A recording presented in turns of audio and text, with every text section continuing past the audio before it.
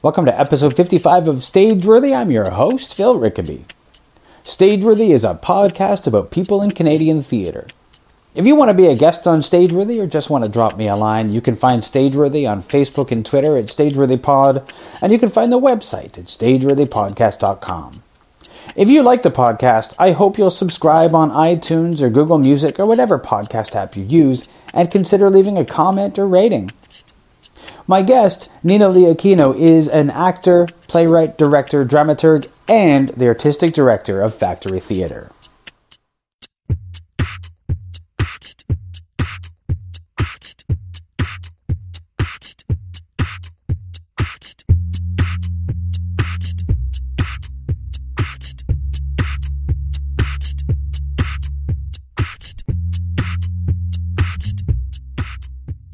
Nina, thank you so much for coming on. You've just opened Acquiesce. Mm-hmm. How did that go, by the way? How was the opening? Well, I mean, like anything, opening is, I think, one of those harrowing but also exciting days because, I mean, it's the audience is, 90% from, the artist community, and then you have the media coming, of course. So, but it's always, for me, openings are always a rock and roll show, right? Because you do have a very loving, generous, supportive audience. Mm-hmm. And it's the beginning of kind of the next level of any performance of the production, right? Because the journey, often people think that openings are, the end of, rehearsals are done. I can no longer give notes as a director, but what I always look forward to, and I always tell my actors on opening night, that, you guys are ready to take this play to the next level. Mm-hmm. And that's going to come with, repetition, right? Yeah. And the organic nature of theater where every day is going to be a different performance and new discoveries are going to be made. And depending on who your audience is, you kind of play off of that. So the play in many ways makes these little micro shifts and it just grows. And so I look forward to kind of seeing it again in the middle of the run and see how much the production has, now that it has time to breathe and settle down and see where it's at. I think we sometimes forget about that moment because we're always so focused on opening night. And then once we open, like you're right, we sort of think of that's the end, but then the show always does evolve. No, and again, most of the things that we learn in rehearsal's only 3 weeks, right? And really, if you think about it, if you even break it down, the first week is often dedicated to the table work. So lots of talking about the play. And then the last 2 weeks, is the blocking and putting the actors, up on their feet and really kind of testing out the words on the mouth, so to speak. Mm-hmm. And then you have tech, the days of trying to marry the technical aspects of the show, the transition from rehearsal hall. So you've been kind of rehearsing in this flat space, and in the case of Acquiesce, you've seen it, so you see this, so imaginary things are happening in rehearsal that could go perfect in your world, and then transitioning to the real stage where it's 10 times bigger and there are moving parts that the actors now need to learn in a span of hours, right? So it's a lot, and so opening cannot be kind of the be-all and end-all of things, and it's perfect, and off we go. In fact, some of the notes, the performing notes that I've given, I wouldn't be surprised if that finally starts dropping in the second or third week of the run, right? Well, also, I mean, you have never performed it in front of an audience before. That informs what happens. Oh, absolutely. Too. Yeah. So for me, my job I've always looked at my job as a director, at this point that, I'll take it to a point where I feel that the actors are confident to receive the next layer of information, which is in Tech Week. So, you can only do so much in the rehearsal hall. And once you've kind of outgrown that, then I know that the actors, again, it's my quest has never been about perfection, but just a deepening of, the understanding of the world of the play and the characters and all of the arcs. But then when tech comes in, that's a whole slew of information that they need to receive and integrate into their performances. And that's a lot. And that takes time, like anything else. Yeah. As a director, did you ever find it difficult to let go like that? No. I have to say I'm one of those. I'm pretty good about, like, once the show opens, I don't really want to come back just yet, and because I really want to be able to reset my eyes and reset my heart in many ways. Like, you go through such a grueling, rigorous, but very rewarding and very fulfilling process, and but that's in the past now, and you need to be able to let the actors do what they need to do and trust, and have confidence in them, and they need to grow, Yeah. And you're not only did you direct Acquiesce, but you're also the artistic director of Factory. And do you find what are the differences between directing a show and directing a theater company? What do you see as the differences in those roles? I think it's size and scope would be the first big difference. But my philosophies on the way I direct and how I direct and what I like in a room, I tend to carry that with me at a much larger scale.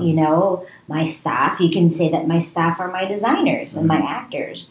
And you can say that running a company, like, we're perpetually in a rehearsal process, trying to wrestle with the question, trying to, really deepen the process of creating and making theater for the community at large. So, with a perpetual opening night. So it's not that the opening night is never there. It's that we're always in constant opening nights, or aiming for always to be ready to present something to our audiences, whether it's a show, whether it's a workshop, whether it's, any theatrical event on a day-to-day basis. I feel like, we are creating to make the world a better place, so to speak. So for me, it is directing the ultimate production. And as an artistic director and like a director, you still need a vision for people to hang on to, for people to know what they're believing in and fighting for. So, my training as a director has really allowed me to kind of, again, just take a step back and look at the bigger picture. So I have a stage with actors, with designers, and I'm collaborating, to give you the best story possible.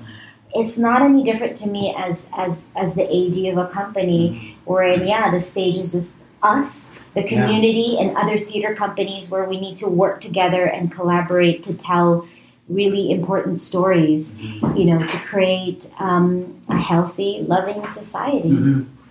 As somebody who is the artistic director, I'm just curious about your journey to becoming not just the artistic director, but a director, and what brought you to the theater in the first place? Oh my goodness. Well, I think that I started out in theater as an actor. Like, I was a professional actor since I was 6 years old.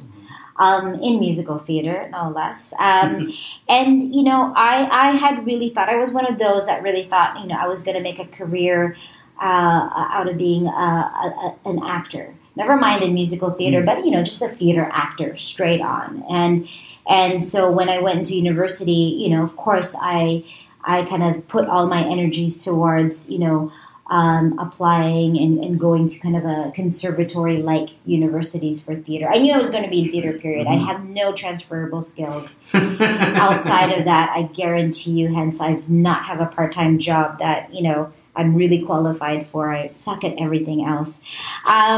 But for theater, I think that my decision to become an actor at some point, it was a lot of me listening to the universe, when you get rejection, right? And kind of going, okay, why am I not feeling the love and passion that I used to feel being an actor now? So when I was at university, I was really, second year in, at the fork of your life, the road fork or whatever you call it. And I started to question that. I kind of got this nagging feeling at the back of my head that there must be something more to this than me being on stage. And so sure enough, direction, I took a class in the fundamentals of directing because it was the only course that was available at the university that I needed to take to complete my degree. I was still taking theater studies in general. I kind of distanced myself from all the acting stuff and just took theater studies in general, theater history, which I really enjoyed actually, and then took a course in directing. And no idea that I even had any inkling towards it, but I'm like, sure, why not? I might as well try it. And so it was two professors really in my life, during that time when I went to University of Guelph, that really influenced my way of thinking and really shaped who I am today. So Judith Thompson, who's a Canadian treasure playwright, was my professor. And Rick Knowles, who's also now retiring, a professor at Guelph, who's a theater academic god here in Canada. And so it was his class that I took. And I remember when I presented my final project in Fundamentals of Directing, and he took me aside. I'd been quiet the whole half semester, just listening. And the final project was for us to direct an excerpt from a play of our choosing. And so I did. I went through rehearsal, and that was fine. Like, I felt fine. I felt rather quite comfortable and confident in the position of a director and talking to my actors. And so presented the thing, and then he took me aside afterwards. And so I'm like, oh my God, I'm in trouble. I know it because I haven't spoken at all and haven't participated actively. And now I present this thing that he might think I really suck. And so he took me aside and said, Nina, I think you have a gift of telling beautiful stories. And so that was one. So I kind of took that and said thank you and got a really good grade. But again, how to process that? How was that going to affect the way I was seeing the world? And then the next thing I know, Judith Thompson calls me to her office and says, gives me a play and says, this is Mother Tongue, written by Betty Kwan, who was at that point, one of the few Asian Canadian playwrights in the country. And, she just had her play published and said, I would like you to direct this. And I said, but I'm not a director, Judith. I mean, what am I going to do with this? And by the way, I'm the only Asian in the drama program. What do you want me to do with this? It goes, find a way. And then, I think you can, apply a project, and I will be your supervisor, but I think you should direct this play and present it to the university. And then so I said, okay, I'll think about it. And then she goes, Nina, you're a fantastic actor. Like, you've never lost that. I think that you're a brilliant actor. And if you want to keep going with that, fine, that's great. But you will be one of the thousands of artists that will be trying to kind of knock that wall down. But if you choose to be a director, which I think is your true calling, then you can be the door in that wall for other artists. And that really was the thing that solidified everything for me. Like, I wanted to be the door. And so in terms of, being a director is kind of the first step of leadership, right? Of accepting one's leadership, because that's you being the captain of the ship and not being afraid to do that. And sure enough, I did notice, while in the process of directing, that this was something that I was quite comfortable in, that my baggage of insecurity as a human being didn't play in the room, and yes, it's, the process is always stressful and anxious filled, and as it should be. You're an artist. We're dramatic, we create our own drama, but at the same time, there's a stillness and a calmness about the dangers that I wasn't afraid to face. So I thought, okay, so if this role brings the best out of me, then maybe this is what I'm meant to be. Yeah. So I think for me, it's just accepting, again, like knowing that I can never be the actor that I could be as a director, then I was okay with that. Like, truly, the doors opening another window, like that is true in my case. And so I found my calling there. Did you ever, when you were sort of like trying to make that decision as to whether to be an actor or director, did you struggle with it? Did you fight directing? Well, that's the thing. I think for me, of course, I was disappointed admitting that, maybe I'm not as good as an actor as I think that I am. Mm-hmm. Like, do you know what I mean? Of course, and you feel like you failed yourself. Mm-hmm. I've trained, I've been an actor since I was 6, and I don't think that I'm a horrible actor. It's just I think that, again, where am I my best self that I can help make the world a better place? And I think being the director is that answer. It's not that, sure, I can, and I still take roles every now and again, but it's not my priority. It's not, I don't wake up eating, breathing, being an actor as I do being an artistic leader, being a director. So, I did struggle with the idea of failure and rejection, in terms of, am I turning my back on being an actor? But I think that it was different. Like when I get rejected as a director, there's no doubt in my mind that that's just a rejection. I will keep moving forward. And I have been in the past, for sure. But it was very different when I got my first taste of rejection as an actor. I knew something was different. I knew that it wasn't just a mere rejection. Yeah. There was a voice inside my head that was like, you know what, this is something else. This is something bigger than a mere feeling really depressed and self-loathing about my ability. And I don't feel the same way about directing, and that there's an assuredness in myself that I'm meant to do this.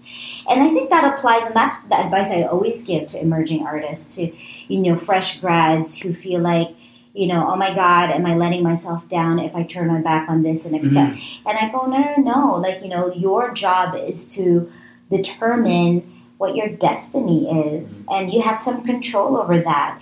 But also to redefine what success and failure is for you, and that sometimes can mean like getting your first gig at the Stratford Festival, or being an actor in a 100-seat capacity house at the Storefront Theatre, and those can still have the same weight. It doesn't make you any less of an artist. And it's hard enough to be a theater artist here because it is about failures and rejections. But, it's about kind of redefining what success and your triumphs are as an artist. I think that in some ways, those of us who go into theater, we don't know what we're getting into. Because, when we're kids, if we're one of those people who decided we're going to get into theater as a kid, our role models, people we look to, are the people who are either super famous, like they're famous in some way. Well, it's Hollywood. Yeah. Right? Or Broadway stage. Those are people that but even Broadway is still equated to like Hollywood. And that really is our notion of like, and even now I encounter artists who are like, when I get stable enough and I'm like, dude, what planet are you on? Like, being a Canadian theater artist, there is no such thing as stability. Yeah. For me, I often, I always encourage, people to, if this is truly your calling, you must embrace the impermanence of it all, because that is our calling. Even in history, theater has always been, like we live in poverty, and the spirit of poverty, regardless of what your economic status is. I think that suffering and pain, along with the things that contrast that, light and dark, that is our fuel to creating great work. Right, so I don't. This idea of stability and fame, and that is really the Hollywood dream. Yeah, it's more of a Hollywood thing than a reality. But it is what we somehow are expecting, and also I think the people around us. Because sometimes I'll meet people and they'll find out that I'm an actor or I'm a writer. They're like, oh, have you done anything that I've seen? And usually my answer is no. No. Well, also it's like when I say I'm a director, it's like, oh, like what films have you done? Oh, again, that's the association right away. Or if not, it's like, oh, like Lion King or Miss Saigon. And I'm like, no. And of course, Factories in the straddles. It's a venue company. Sometimes we do the odd musical. sometimes, like, we're not, we're right smack in the middle of all of those art forms. Somewhere in between indie and Mervish, which is really, like, that's where I think Factory, past Ryan Tarragon sort of sit in that spot. Well, I always say, like, Factory has a shell of, like, a mainstream organization, right? Because we have our 2 venues, even though it's, like, in a much needed, tender, loving care Victorian mansion. It has kind of a shell of a mainstream venue theater company, but the guts of it is still indie theater. Yeah. And so are our budgets. Well, I mean, so yeah. It's the kind of theater that I think, I mean, Factory from its beginning has sort of been like had an indie spirit. And past Ryan Tarragon as well. Yeah. That's where they sit, and that's where they've sat since they were founded in, was it 60s or 70s? 70s, yeah. Which is when there was this theater boom in Canada. Founded these companies. And Factory in particular really is like one of the first theater companies during that time to have that mandate that we will only exclusively produce Canadian work, and Canadian work defined as created, written, whatever by Canadian artists, right? Like, the content doesn't need to be Canadian content, but as long as it was born out of a Canadian artist, that is Canadian work. Yeah. I mean, and that was back then a very courageous thing to do, right? Yeah. So, especially because, I mean, at that point, who were did anybody know who the Canadian playwrights were?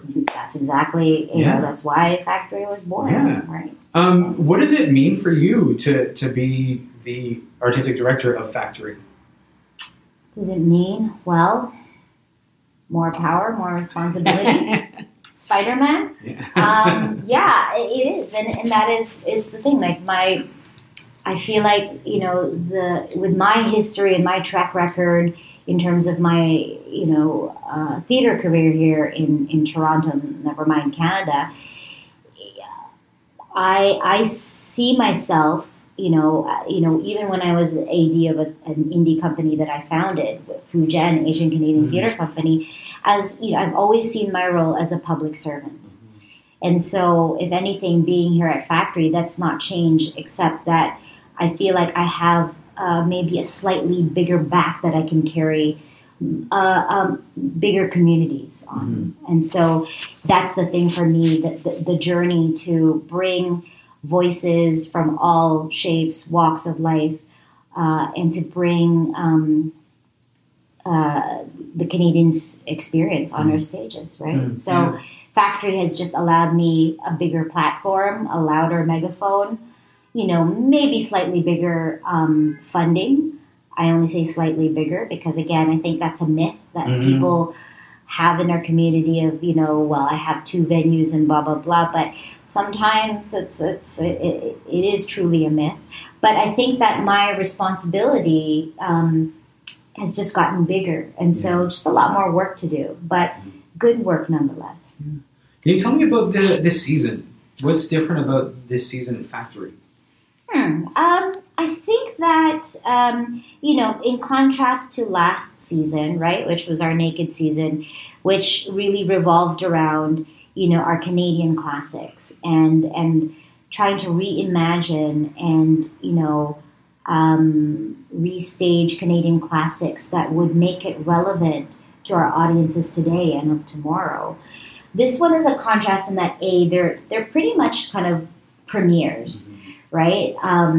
World premieres in some cases, like Acquiesce, and I think for me, a season, putting together a season has always been, one of the core things of my job. And it's a chance for me to ask our audiences, what are we going through as Canadians today? And here's a slice of answers, different kinds of answers, and maybe even more questions. So I think, this season, it's a little bit, I think people have called it groundbreaking or special or, because it's 2016. It just so happens that the lens that I am looking through, with these set of questions and answers are through kind of the immigrant lens. So all the writers or the creators of the season are of color. Mm-hmm.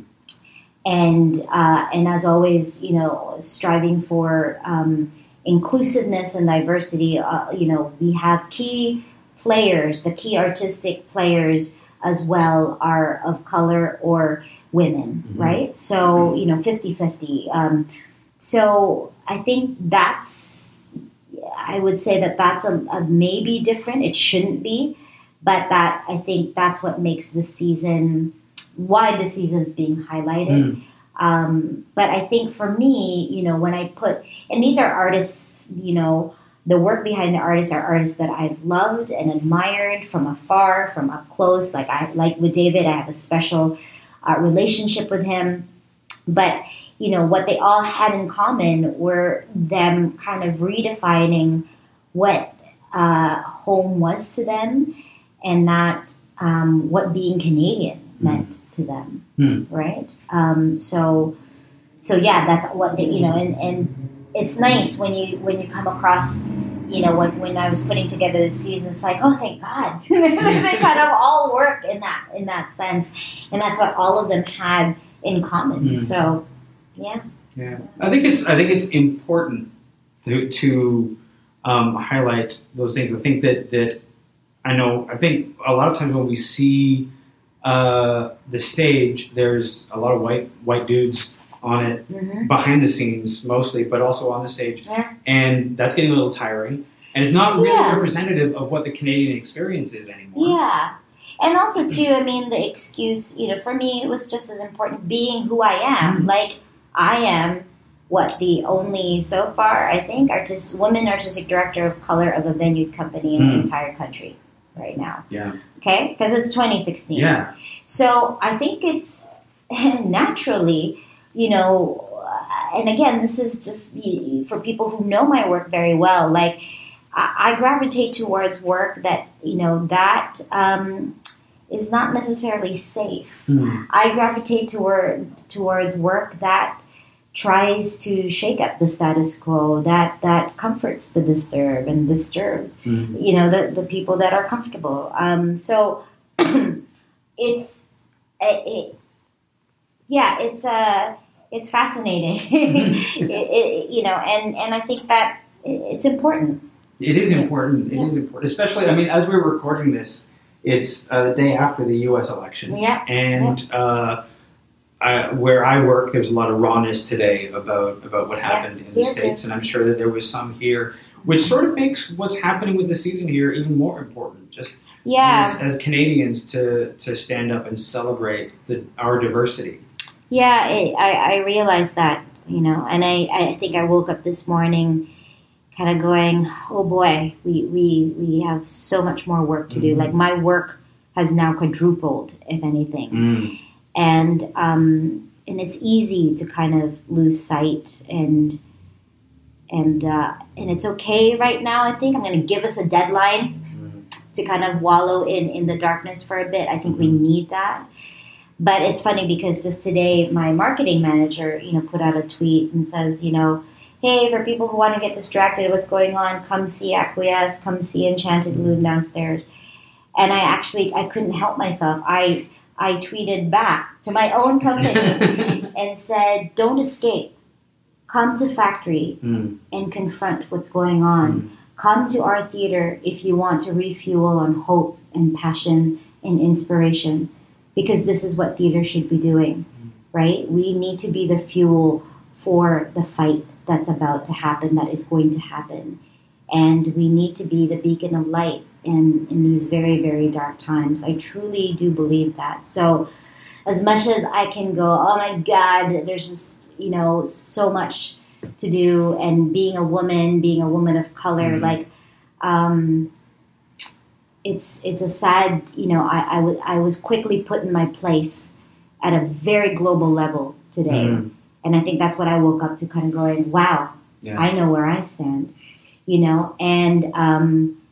then I thought about, thank God there's theater, because I think that is a place where random people can commune on one night, sit together and watch an experience unfold on stage and give them something to think about, you know, and not just have something that they could relate to with their own experiences, but actually learn something about humanity, other people's humanities.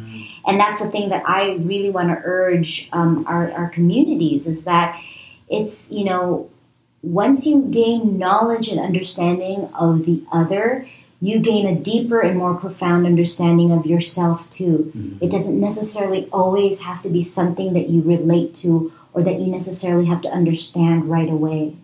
You know, sometimes the search and the discovery is the point, right? So, and I think those are the kinds of works that I strive for to put on our stages. It's interesting because you were talking about, you know, the sort of the stages that you went through this morning, waking up to the news, and then, you know, sort of the determination to, this is what we're going to do. I saw that so much today on Twitter and Facebook, just in terms of that sort of the starting point of almost despair to the determination later on of, well, now it's time to make some fucking art. Yeah, we have to. You know? Yeah. It's just, you know, it's just sometimes, it's, you know, I'm still feeling it, the weight, right? Yeah, of course. You know, and that's why I say, like, you know, for people who want to cry, who want to just whine and complain, go for it. You know, but we need to have a deadline. And, you know, 2-3 days from now, let's pick up ourselves and let's go.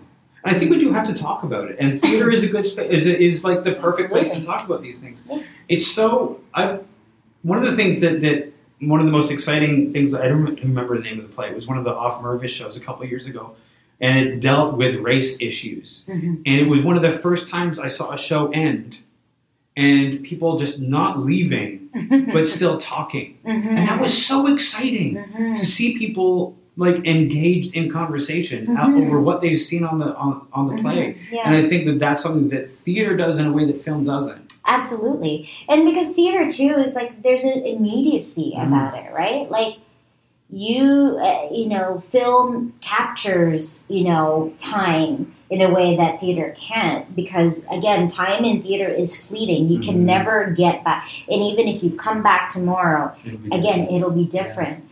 So in many ways, and then you have to also understand, like, even when you take a step further back, like, you are going to a night where, whether it's comedy, drama, you know, Lion King or something like Acquiesce, like, there are, you know, these actors that you see on stage, and every light that's called by the stage manager and the house technician, like, this is their jobs, right? To kind of pour their hearts out every single performance and be vulnerable to a group of strangers, again, watching a story. And they need to give that of themselves every night. And I think there's no other art form, you know, does that. You know, and that, you know, visual artists, you know, do it in a different way, but you can hide behind the canvas. You know, novelists, you know, you can, you know, it's through your words. But for theater, this orchestration of, you know, like, that's our hearts on stage right then and there. You know, and some are more intangible, like even direction, because it's like, you know, what can you see of me there? But I'm everywhere. Of course, you know?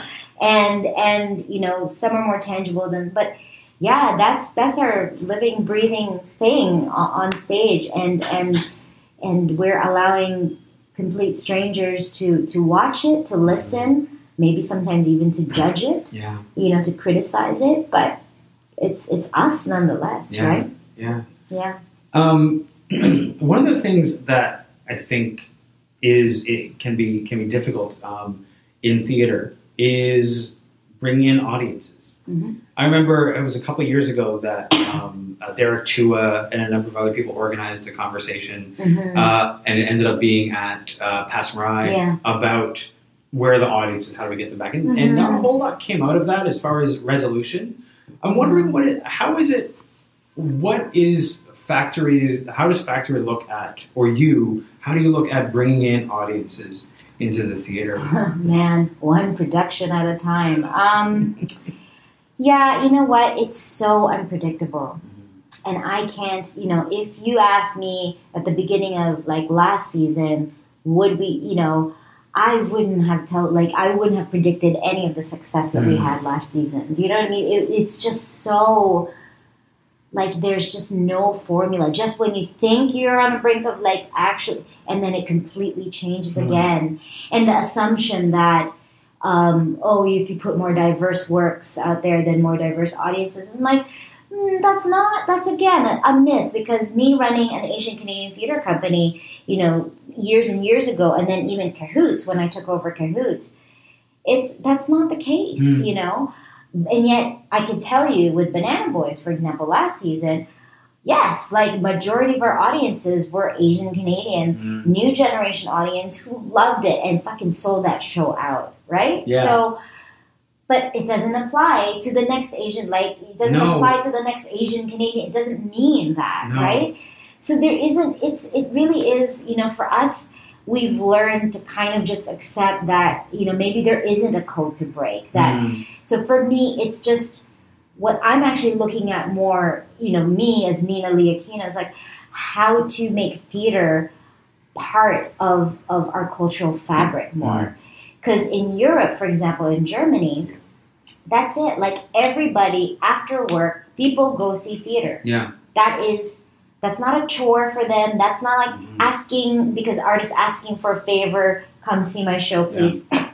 It's just what they do. Yeah. And then they go for a pint afterwards and talk about what they've seen. So, theater is really integrated into their daily lives. And so is their education system. Like there's no separation. But I think because Canada's theater history is still quite young, relatively, it's just not, hockey is more a thing, right? Like sports events is more a thing. And now with Netflix coming in, it's even more harder. It's absolutely the competition to kind of just stay inside your condo and binge watch. Well, that's the question: is right? how do you do something that convinces somebody to get up off their couch and come out to see a thing? That's the unanswered question. Because I myself do that, right? It's so tempting. But I think here's the thing: is that the trade-off for these very, very dark times that we're about to enter, maybe a change will come. Maybe people who have been indifferent and apathetic to arts and culture being an instrument or a tool or a vehicle for change, maybe this will be a turning point. I hope so. Yeah. So, but that is a big question and something I don't have answers myself. Yeah. We live right beside this new brand spanking new condo. Who knows if we're able to tap into them? I can flyer. We can flyer each, put it in every door, talk to the property manager. But if they don't want to come see theater, it's not just about factory. They just won't come.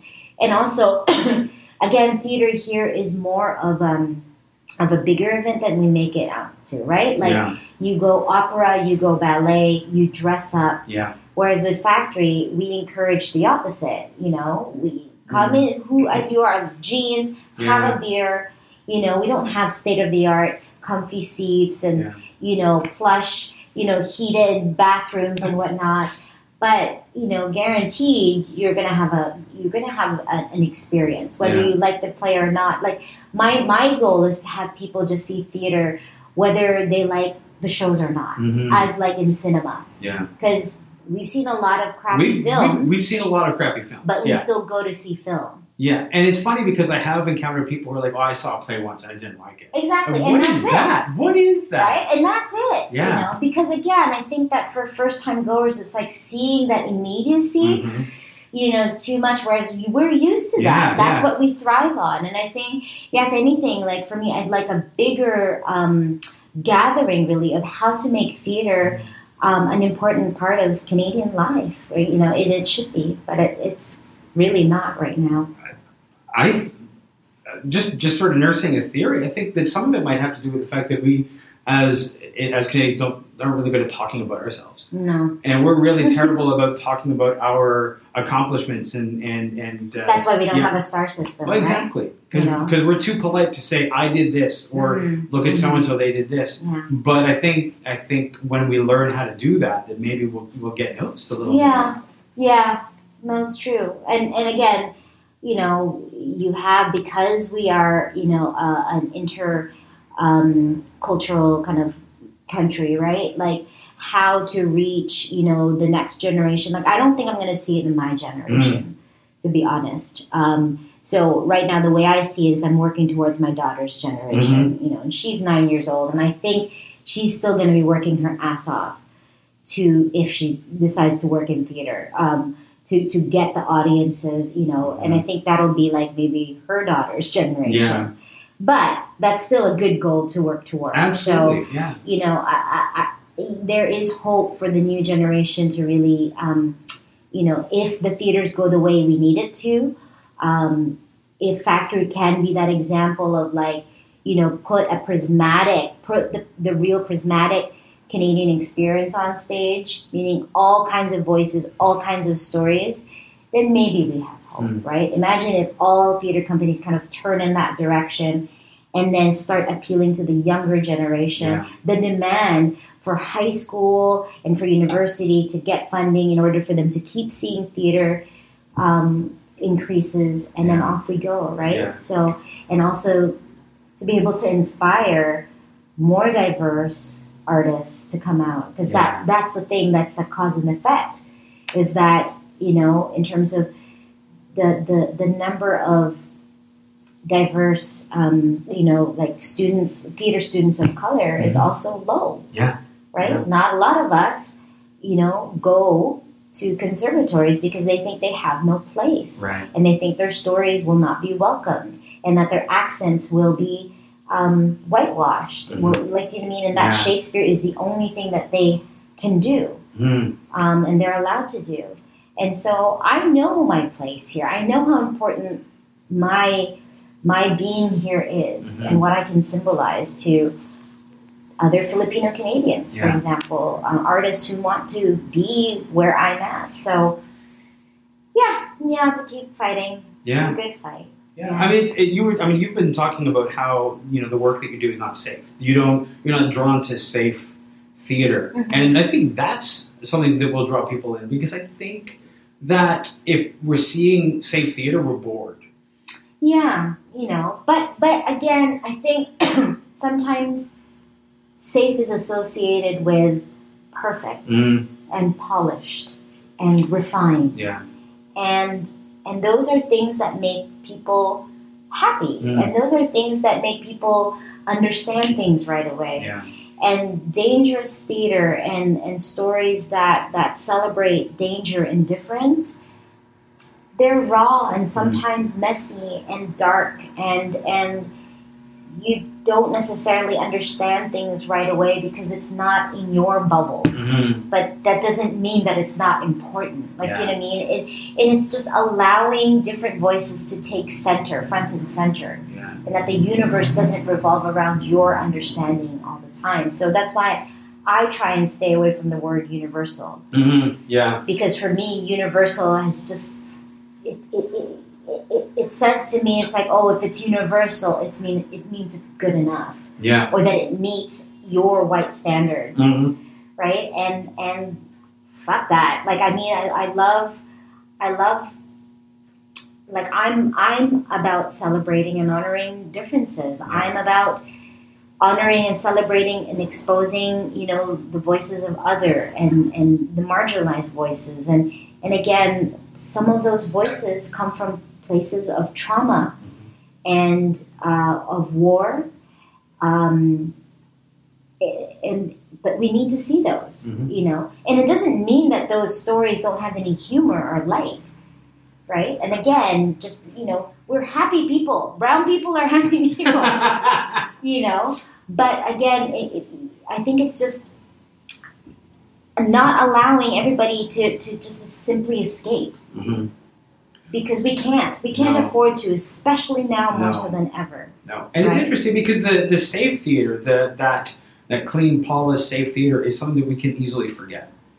And that stuff that's not polished, that stuff that disturbs, that stuff that is difficult, that stays with you, which is more important. Yeah, I think so. But again, right now, our definitions of excellence and standards of, like, you know, what a polished, perfect Canadian play is still very rooted in Eurocentric ideals, very rooted in realism and naturalism and the Aristotelian like introduction, rising action, conflict resolution, that linear one, that's nicely kind of packaged with a red bow in the end. And there's so many ways of telling different stories, and not every story has to have a climax. And why do you think some of our national treasures like Carol Churchill or, didn't believe in that bullshit? But right now, I still think we have a long way to go of not only diversifying the people on our stages